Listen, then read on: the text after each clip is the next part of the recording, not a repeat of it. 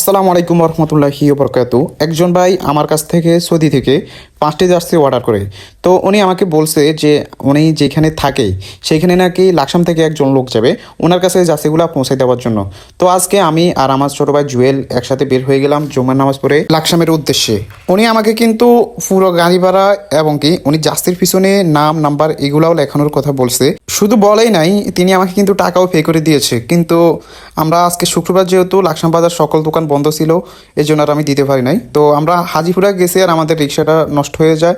এরপর আমরা আবার রিক্সা ঠিক করে রওনা দিয়েছি। আলহামদুলিল্লাহ আমরা লাকসাম বাজার পৌঁছে গেলাম। যেহেতু আমরা বাড়ি থেকে না খেয়ে রওনা দিলাম এই জন্য আমরা লাকসাম নেমে আগে কিছু খেয়ে নিলাম আমি আর জুয়েল। আমরা যেহেতু লাকসাম যাব তাদেরকে দিব, আমরা যাওয়ার সময় কল দিয়েছিলাম কিন্তু তারা বলতেছিল যে ভাই আমাদের 1 থেকে 1.5 ঘন্টা লাগবে। পরে আমরা আর কি করবো, আমরা জগন্নাথ বাড়ির যে পুকুরটা আছে সেখানে কিছুক্ষণ বসেছিলাম।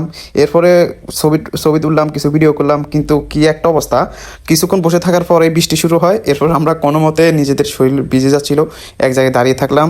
অ্যান্ড ফাইনালি 1 থেকে 1.5 ঘন্টা পর ওনারা আসলো। ওনারা এসে জার্সিগুলো রিসিভ করলো।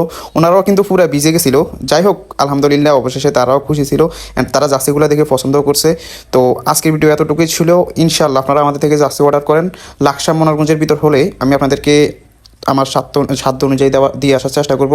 যেহেতু অনেক ভাড়া লাগে, তো আপনারা যদি ভাড়া পে করেন আপাতত 10 তারিখের আগে, তাহলে আমি দিয়ে আসবো। কারণ আমরা 10 তারিখের পর থেকে আমরা হোম ডেলিভারি দিব পুরো বাংলাদেশে। আজকের ভিডিও এতটুকুই ছিল। সবাই ভালো থাকবেন, সুস্থ থাকবেন। আসসালামু আলাইকুম রহমতুল্লাহ।